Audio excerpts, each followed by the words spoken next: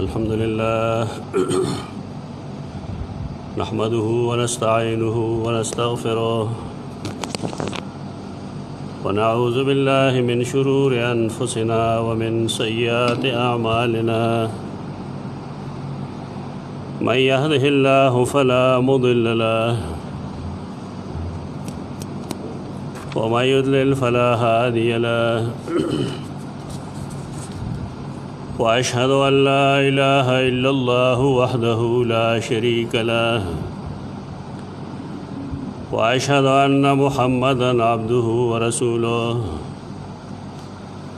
صلى الله تعالى عليه وعلى آله وأصحابه أجمعين. عن عياذ بن حمار المجاشعي رضي الله عنه أن رسول الله صلى الله عليه وسلم قال ذات يوم في خطبته: ألا إن ربي أمري أن أعلمكم ما جهلتم مما علمني يومي هذا. كل مال نحلته عبدا حلال، وإني خلقت عبادي حنفاء كلهم، وإنهم أتتهم الشياطين فاجتالتهم عن دينهم، وحرمت عليهم ما أحللت لهم، وأمرتهم أن يشركوا بي ما لم أنزل به سلطانا. وإن الله نظر إلى أهل الأرض فمقتهم عربهم وعجمهم إلا بقايا من أهل الكتاب. صحیح مسلم کتاب الجنہ وصفۃ نعیمها واہلها و حدیث د سفر د میاشتې د مناسبت د وجې ما لوستی دی. د حدیث کې یو دردمن او یو دردناک حقیقت بیانوي، او هغه حقیقت دا دی چې رسول الله صلی الله علیه وسلم د هغې نسبت اللہ رب العزت ته کوي. یعنی دا حدیث چې کوم بیانېږي دا حدیث قدسی دی په اصطلاح د محدثینو کې. په دې معنی باندې ټول احادیث قدسیه دي چې نسبت قدوس ته کېږي.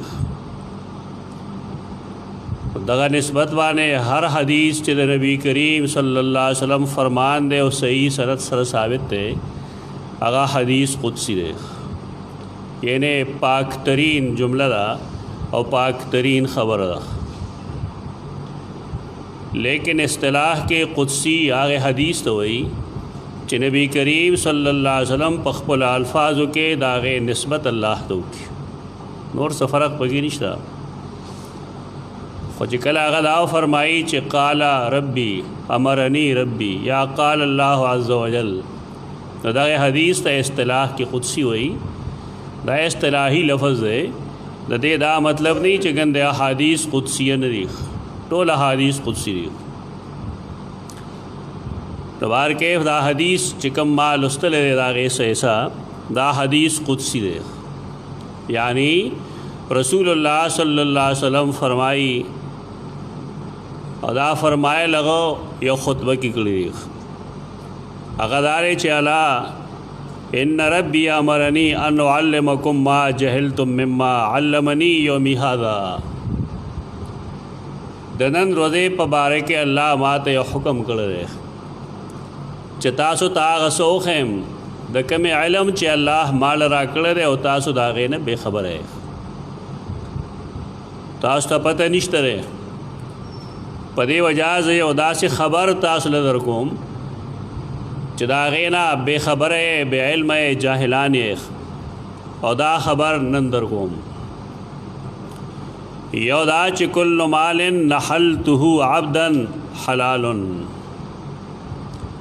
دا لومبنه قیدرا لومبنه خبره چې دنیا کې هر آغا مال کم چې الله پیدا کړی دی نو هغه حلال دی. ته دې څه مطلب دی چې دنیا کې څه حرام مال نشته؟ زمونږه د خلقو مصیبت دارې چې دی احادیث ګوري که نه نو هغه د نورو احادیثو یا د قرآن مجید په رڼا کې نه ګوري او د هغې د وجې نه بې شمېره شبهات بیا پیدا کېږي دا د انکار حدیث چې کومه فتنه ده د هغې بنیاد هم دا خبره ده مفسرین محدثین بالاتفاق لیکي چې کل ما نحلته عبدا نه مراد هغه څاروي دي کوم چې مشرکینو په ځان حرامول لکه بحیره صاحبه وسیله او حام دا مطلب یې نه دی چې په دنیا کې څه شی حرام نشته ټول حلال دي نه د مکې د مشرکانو تردید دی رسول الله صلی الله علیه وسلم فرمایي الله فرمایلی دی ما چې کوم مال پیدا کړی دی هغه ټول حلال دی قرآن مجید هم ډیر شی اموالو ته حرام ویلی دی سورۃ المائده کې د هغې تفصیل یې کړی دی چې میته ده منخنقه ده موقوذه ده متردیه ده نتیحه ده ما کل السبع ده ما حل به لغیر الله ده دا بې شمېره اشیا دي خو قاعده مونږ ته دا معلومه ده چې حلال سوزونه ډیری او حرام سوزونه کمی کم سیز په باره کې چې الله د حرام والی اعلان نه کړي نه به حلال ګڼلی شي د هغه رسول چې یو سیز ته حرام نه ویلی نه به حلال ګڼلی شي د یو سیز استعمال او نه استعمال ځان له مسله ده نو یوې دا خبره وکړه چې جاهلیت کې کوم خلقو کوم سیزونه حرام کړي دي بحیره صاحبه وسیله او حام دا حرام نه دي بلکې داسې دي حلال دي دویمه جمله دا فرمایلا وانی خلقت عبادی حنفاء کلهم ما دا خپل ټول بندگان موحدین پیدا کړي دي یو سړی چې دنیا ته راځي دی کافر نه دی دهری نه دی مشرک نه دی حنیف وي د شرک نه مایل وي توحید باندې کلګي بیا چې کومه معاشره کې دی لویږي نو هغه معاشرې رنګ دی اخلي د پلار مور چې کوم کوششي هغه په ده باندې غالب شي د استادانو چې کوم کوششي هغه په ده باندې غالب شي بنیادی طور کافر څوک نه پیدا هر سړی الله مسلمان پیدا کړی دی وجه نه اصول لري چې کله یو سړی بالغ شي نو د هغې نه وروستو هغه د شریعت مخاطب وي ځکه دی کې اوس الله عقل اچولی دی فکر یې ورکړی دی نو یو خبره یې دا وکړه بله یې دا وکړله چې کله دا خلک ټول موحدین دي نو دا شرک ولې کوي بیا کفر ولې کوي اصل دارا چې انهم اتتهم الشیاطین فاجتالتهم عن دینهم دا شیاطین راضی او دا خلق د خپل دین ناړي یعنی شیطانان دي سه انسانانو کې او سه پیریانو کې داغي کار داري چې خلق د الله د دین نواړي وحرمت علیهم ما حللت لهم دا شیاطین دی تا غس حرام کی کم چې دی تا ما حلال کړي یعنی د الله او د رسول حلال ورته حرام کی او د الله د رسول حرام ورته حلال کی څوک چې دا حرکت کی دا شیطانی او دی ته ما یو حکم کړی دی چې ان یشرکو بی ما لم انزل به سلطانها وامرتهم ان یشرکو بی ما لم انزل به سلطانها او شیاطین دی ته دا وسوسه اچوي چې ما سره هغه څه شریک کی چې ما په هغې باندې څه دلیل نه رالیږلی مقصد دا دی دې ته مونږ عربی کې تلاعب وایو شیاطین انسانانو سره لوبې کوي په دغې لوبو کې دا کومې لوبې چې شیطانان انسانانو سره کوي یو هغه لوبه ده کومه چې د سفر د میاشتې په باره کې د خلکو څه تصورات دي وهمونو کې بیچارهګان مبتلا کړي دي دیتا تیرا تیزی موئی که نا دیار لسره دی چا ډېرې تیزی دی دا ټول مسلمانان دی کې بختی الا من شاء الله په دې ورځو کې څوک واده کوېدن نه کوي، خوشحالی نه کوي. دا چا حرام کړي؟ آیا الله دې ته حرام ویلي چې د سفر په میاشت کې تاسو خادی مه کوئ؟ آیا رسول الله صلی الله علیه وسلم دا بندي کړي دي؟ د خلکو خپل خیال لای چې زمونږ دا تجربه ده چې خلک بودري مومي،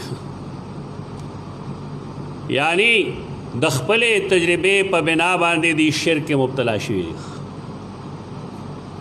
عربو د سفر په باره کې دوه ګناهونه وکول.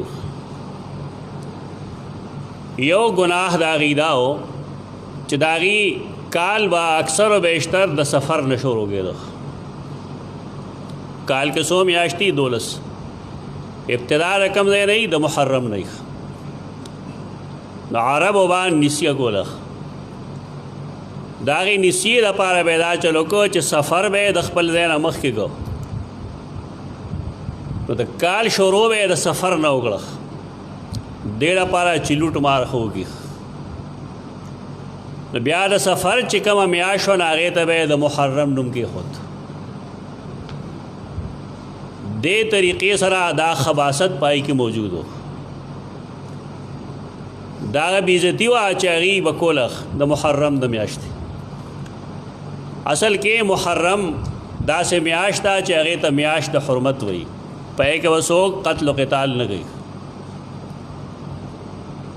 عربو د هغې د بېعزتۍ په خاطر ابه راروست وکړه. بظاهر خو د هغې عزت خیال و چې عزت یې مونږ بحال ساتو. نو ته څوک یې چې ته د الله میاشت راروستو کوې؟ میاشت خو د هغې یو ترتیب دی، اول محرم دی بیا سفر دی. چې تا د هغې ترتیب بدل کو، محرم ترې سفر وي او سفر ترې محرم وي، نو تا د هغې احترام وکړو؟ احترام ونه شه د هغې. کله کله به هغې داسې وکړل چې کال به یې اوږد کو، یعنی اسلامی یا د عربو د زمانې کال پس ختمیږي په ذوالحجه باندې. نو هغې به دا وویل چې دې پسې محرم نه دی بلکې دا اوس هم ذوالحجه ده. د نیسې یو طریقه دغه وه. نو یو کال به یې 14 میاشتې کو او بل کال به یې 11 میاشتې کو. قرآن مجید دیتا نسیه وی او دیتا زیادتن فی الکفر وی. دا کفر کې پوخواله دی. دا خلق په کفر کې پاخه شو چې دا الله رب العزت تقسیم عدل بدل گو. دا الله تقسیم بنه بدله را بدله. نو یو دا برائی و پائی کې چاہی به د سفر د میاشتې سردا حرکت کو. دویم دا چې سفر د هغې یو خیال و، او د هغې خیال د وجې د میاشت ته سفر وایي. سواد فیرې بنیادی معنی خالی کېدل دي. د سفر میاشتې ته سفر په دې وجه باندې وایي چې خلک به په ذوالحجه کې او په محرم کې خپلو علاقو ته لړل مکې مکرمې نه. نو کعبه او مکه مکرمه به د خلقو نه خالی پاتې شوه. ځکه به یې ورته سفر وی چې دا د سفر میاشت راله مکه مکرمه خالی شو. دا د صفر نه دی، دغه تحقیق چې چا کړی غلط دی. سفر معنی خالی کېدل. تاج العروس کې دا څنګه نور چې کوم اهل لغت یغیر سفر یو وجه تسمیه دغه خول ده. دویمه دا چې سفر کې باغی لوټ مار کو، او داسې لوټ مار به وکړو چې کومه قافله او پلاس ورغله نه به بالکل خالی کړه د هر څه نه. نو ځکه به یې دې ته سفر وایي. اوس د محرم په میاشت کې قافلو ته به ازادي حاصله وه، نو دوی به داسې وکړل چې دا لوټ مار به د محرم په میاشت کې وکړه او د سفر په دی به محرم بیا مناوله. نو یو دا د هغې بدعت دی، د هغې زمانې چې یې پیدا کړی دی. دویم دا ده چې سبازه داسې بیماری دي چې د هغې تعلق معدې سره دی او بنیادی طور هغه د صفرا نه پیدا کېږي د هغې خیال لاو چې د دې نه په دې بعضې انسانانو کې د صفرا د وجې یو چینجې پیدا شي هغې ته سفر وایي د دې څه تعلق د دې سره سفر د میاشتې سره څه تعلق دی د هغې تعلق د پاره د هغې یو تصور دی شرکي تصور هغه دا دی چې د سفر دا ورځې دا سخت ورځې دي په دې کې بلایا راځي په دې کې مصائب راځي دا د هغې تصور دی دې سره د هغې یو بل تصور دا و چې کوم انسان قتل کړی شي ظلمن او د هغه بدل څوک وانخلي نو د هغه روح د ګونګي جوسه کې داخل شي او هغه غیر چاپې ګرځي ډېر به آرام وي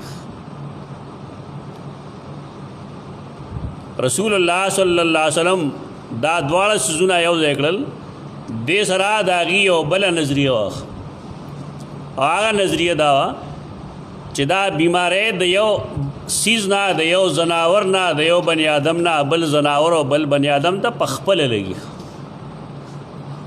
دا درې د جاهلیت خبرې دي د یو ته عدوا وي یو ته سفر وي یو ته حامه وي رسول الله صلی الله علیه وسلم دا درې وړه په یو حدیث کې رد کړی وی فرمایل لا عدوا ولا سفر ولا حامه بیماری پخپلا د یو نه بل ته نه خورېږي بیماری خورېږي دا نه چې نه خورېږي خو کله چا خیال لای چې د الله حکم ته پکې اجازت نشته نو دا خبره درست نه ده بیماری بالا هغې خورېږي چې د الله اذن وشي څنګه چې دنیا نور اسباب دي انسان ته استسقا ولګي استسقا بیماری ده په جګونو باندې اوبه د اسکي او مړېږي نه نو مړول خو اوبه کوي خو کله چې الله غواړي نو اوبه به تا موړ کړي او چې کله الله ونه غواړي اوبه تا نه مړوي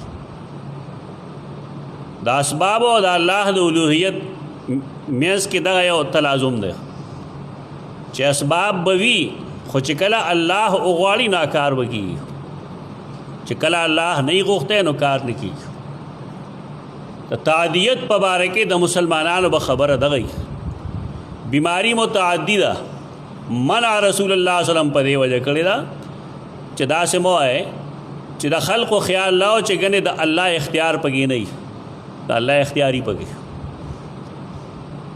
په دې وجه یو بانډجي چې خبره وکړه چې یا رسول الله دا د یو نه بل ته لګي بل نه بل ته لګي هغه وفرمایل دا الله کوي هغه ویل زمونږ تجربه دا ده چې یو برس والا یو برګي والا یو فلانې بیماری والا فلانې بیماری والا ساروی یو بل سره ولګي دا چلو شي نو رسول الله صلی الله علیه وسلم ورته فرمایي دا ړومبنی چا بیمار کړو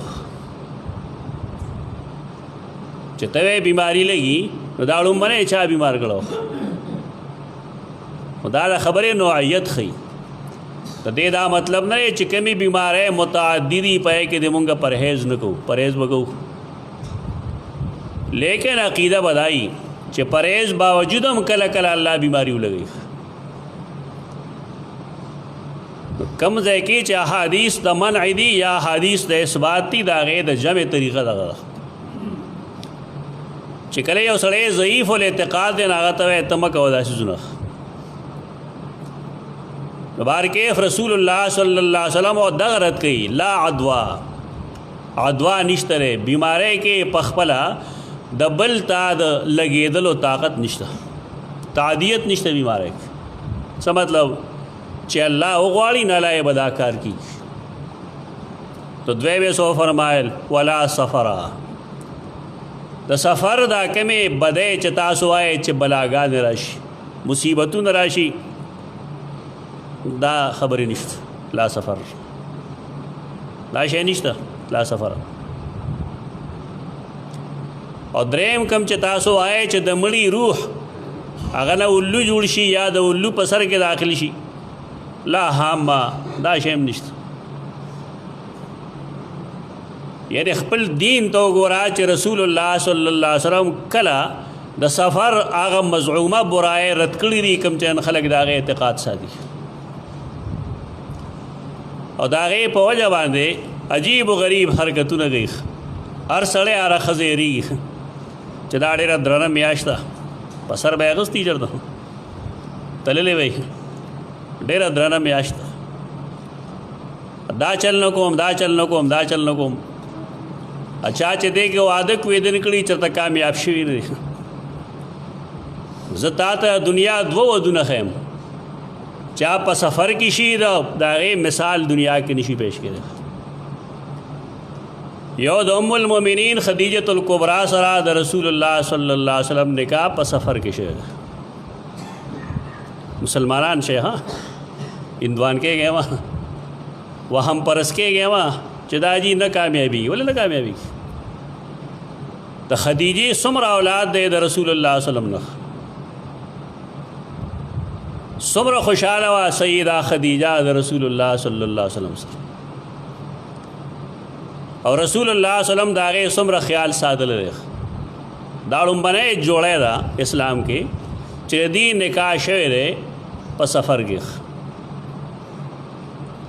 اوس بیا هم چې یو سړی دا وایي چې دا چل کېږي دی د خپل اسلام او د ایمان غم وږي هېڅ چل نه کېږي اتفاقیات وي او کله کله الله د اختر پر ورځ هم چا کره غم راولي لیلة القدر به یې د عزت شپه به یې د سړي پلار به مړ شي د دې سره تعلق نشته د سنت د نبی کریم صلی الله علیه وسلم څه شی شو په سفر کې نکاح تړل دویمه جوړی چې د هغې مثال نشي پیش کېدی هغه د رسول الله صلی الله علیه وسلم د نبوت د زمانې خبره ده چې هغه خپل لور سیده فاطمه رضی الله عنها کله سیدنا علی له ورکوله نو دا د سفر میاشت وه او نکاح په سفر کې شوی دی رخصتي په سفر کې شوی نو که سړی سني او که رافضي د دواړو دپاره داسې نمونې پیش کړی شوې چې د هغې مثال دنیا کې نشته دی سیده فاطمه او سیدنا علی د دې څنګه تعلق یو ول سره سیدنا حسن سیدنا حسین څوک دي بیا بعضې خبرې خلک خو ډېر عجیب و غریب ګڼي خو څوک کې سړی د حدیثو یې صحیح وایي به سیده فاطمه وصیت کړو سیدنا علی ته چې زما د مرګ نه وروستو ماله به غسل ته راګی او د حدیث کتابونه وګوره شته دی پای کې چې همدغه شوي دا ناشنا لګي په خلکو باندې او خاص کر خلک چې هغه د څه بعضې کتابونو نه بهر نه ہوتے نه هغې ته ډېر بد لګي دا چې دا لا څنګه چل دی نکاح مات نه شوی نه چا جماعت شو د صحابه کرامو په موجودګۍ کې دغه کېږي اس صحابي په دې تنقید نه کوي ابو بکر صدیق رضی الله عنه له غسل چا ورکړی سیدہ اسماء بنت عمیس هغه بیبي او چې کله هغې لامبو بار راووته صحابه کرامو تپوس یې کوه د هغې نه چې زما نن روژه هم ده ساړه هم دي او ما دې لامبو آیا زه دې پسې لامبل ضروري دي ماله هغې وفرمایل نه موږ نه خلک تپوس کوي څه دلیل شته که نشته دا دوه حدیثونه کافي دي که نه اوس یو سړی چې خامخا دې ته ناروا وي حرام ورته وي نو هغه د صحابه کرامو نه لوی خلک موږ ته وښيي چې فلانې د صحابه کرامو نه لوی د هغې دا کار نه دی کړی نو بیا موږ تسلیم کوو دې کې د کراهت مراحت قول هم درست نه دی یو عمل دی رسول الله صلی الله علیه وسلم د هغه خپل نکاح شوی دی د سیده خدیجه سره په سفر کې او د سیدنا علی او د سیده فاطمه نکاح شوی دی په سفر کې د دې امره خواږه کامیاب ودونه کم دی نن یو سړی د واده ته به ځان تیار کړي ولې نه کوي چې سفر میاشت دا ښکلی مسلمان دی. یعنی د ده دپاره د نبي کریم صلی الله علیه وسلم د نبوت نه مخکې عمله مقابل دلیل نه دی، د نبوت نه وروسته مقابل دلیل نه دی. مسلمانی زمونږ دې ځای ته راغلی ده. رسول الله صلی الله علیه وسلم فرمایل د سفر هغه بدی نشته دی کوم چې خلک وایي لا سفر، دا ګپ شپ دی. د سفر په دې میاشت کې څه داسې کارونه هم شوي دي چې د هغې د اسلام د جهادي سلسلې سره تعلق دی. اسلام کې لومړنۍ غزا کومه یوه ده؟ غزوة ابوا. بدر نه مخکې ده غزوة ابوا. دا کله شوې وه؟ دا د غزوه بدر نه مخکې ده، سفر په میاشت کې شوې ده.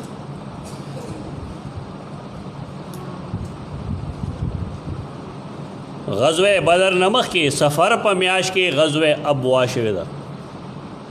ابوا هغه مقام دی کوم ځای کې چې د نبی کریم صلی الله علیه وسلم والده محترمه آمنه وفات شوې ده، د هغې قبر دی. رابغ چې کوم ځای دی هغې د یو 70 کیلومیټر فاصله باندې، مکې مکرمه تقریبا 200 کیلومیټر، مدینه منورې نه غالبا 170 کیلومیټر لګ بګ. دغه ځای دغه ته ابوا وایي. نن د هغې نوم بدل دی. دغلته کې چې کوم لومړنۍ غذا شوې ده نو هغه شوې ده په سفر په میاشت کې. غزوه خیبر چې د هغې شروعات محرم کې شوي. نو کامیابی کله راله؟ کامیابی راغله په سفر کې. خو د اسلام دوه بنیادي غذاګانې، دوه بنیادي په دی چې ابوا کې د مشرکینو خلاف د جهاد خبره وه، او په غزوه خیبر کې د یهودو خلاف خبره وه. دوه بنیادي غذاګانې دا شوي دي په سفر کې. دا سپیره میاشت ده که دا بختوره میاشت ده؟ سپیروالي د پاره کې تیاره وایي. د عربو طریقه دا وه چې کله به هغې بار تلل نو هغې به جاړې ماړې وسنډولې داسې. هغې جاړو نه به څه مرغۍ راووتې، مرغۍ ته تویر وایي.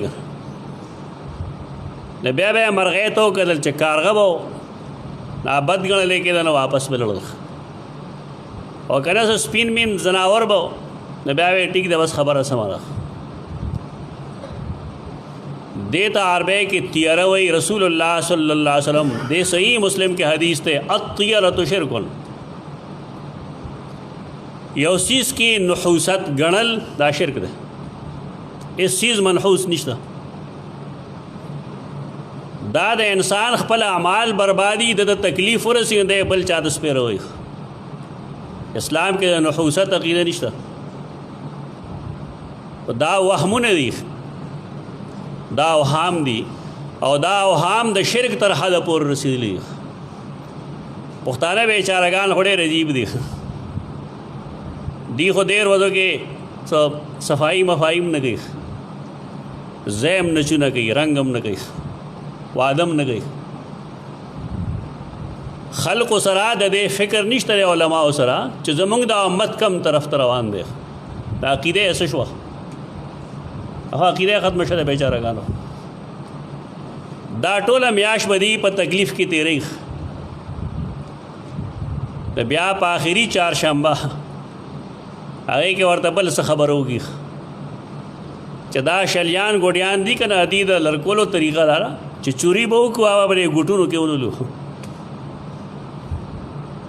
یعنی علماء کرام دې طرف ته اړو توجه نه کوي چې ګندې دا زمونږ امت او قوم په وهم کې مبتلا شوی دی بیچارهګان.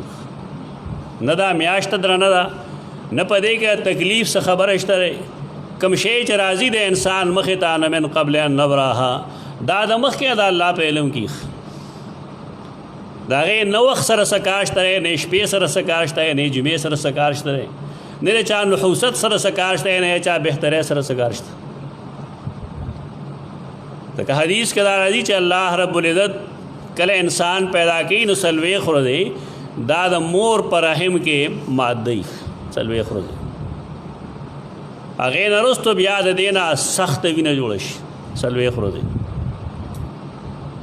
هغې نه وروسته بیا 6 ورځې پس د دې نه جوړه شي د غوښې یو ټوکړه، او 4 میاشتې پس په دې کې روح واجول شي. نالته کې الله رب العزت هغه تر دې سیز پته را چې دا به صحیح دا کوم چې ورکوټه غوندې ټوکړه ده د دې ټول مستقبل الله ته معلوم دی. هغې مستقبل ته تقدیر وایي. تقدیر منې دا الله علم او اندازه د یو سیز په باره کې. الله خپل علم ملائکو ته وایي کوم چې په رحم مقرري، نو په کې دغه خبرې چې دی به شقي او که سعید وي، او دی به خوراک د کم ځای نه کوي، سکاک به د کم ځای نه کوي. الله خپل علم وښیي هغې ملائکو ته، چونکې د هغې خوراک سکاک انتظام د ژوند تېرولو انتظام د اسبابو د لاندې دی او اسباب ملائک مهیا کوي. د دې وجې نه الله خپل علم هغې ته ور منتقل کړي. نو دا سپېروالی یا نه سپېروالی دا هسې یو خبره ده. حدیث که راځي که سپېروالی وی دا په کور کې وی، که سپېروالی وی دا په ښځه کې وی، که سپېروالی وی نو دا به په اس کې وی. لیکن سپېروالی مېروالی نشته. دا شرکونه دي، دا کفرونه دي، دا اوهام دي، او دا څوک پیدا کوي؟ د صحیح مسلم چې کوم حدیث مایلو دا شیاطین پیدا کوي. د دې وهمونو نه روزئ. د اسماء الله الحسنا چپټر کله کله په دې وجه پاتې شي چې داسې قسمه مسایل راځي. په دې کې د قوم ذهني تربیت ضروری دی، ځکه هغه اصل مسله موږ نه پاتې شي او موږ د میاشتې مناسبت سره یا د یو بدعت مناسبت سره د هغې تردید باندې بحث وکړو. دا ضروری ده. دغه شان یو بحث به انشاءالله موږ د دې میاشتې آخر کې موږ وکړو چې اصل تاریخ سره او خلق څه وایي، چې آخري چهارشنبه باندې رسول الله صلی الله علیه وسلم د هغه بیماري ښه شوې وه او که نه د هغه بیماري ډېره شوې وه. دروغ وایي خلک چې په دې میاشت کې په آخره کې نبی کریم صلی الله علیه وسلم ښه شو. لعنت الله علی الکاذبین. دروغ وایي. نبی کریم صلی الله علیه وسلم د سفر په میاشت کې او په آخري شورو باندې د هغه بیماري ډېره شوې ده. ته به تا د حدیث نه وښیم انشاءالله. د دې جنجټونو نه روځئ ځان. د آخرت پر ورځ د رسول الله صلی الله علیه وسلم د سفارش نه مو محرومه کوئ. په دروغجنو څیزونو یقین مه ساتئ. هغه څیز باندې یقین وساته چې بالکل ټیک ټاک دی او درست دی. په د سفر کې مې به دی چې خلک بیانوي دا دروغ دي ټول. ماشومان هم په دې پوهېږي چې دا دروغ دي. زنانم په دې پوهېږي چې دا دروغ دي. دې میاشت کې هغه حرکتونه چې د چوري وي او فلانې شی وي او فلانې شی وي دا ټول بدعات دي، رسومات دي. دې نه ځان یو طرف ته گئے. اقول قولی هذا استغفر الله لكم ولسائر المسلمين.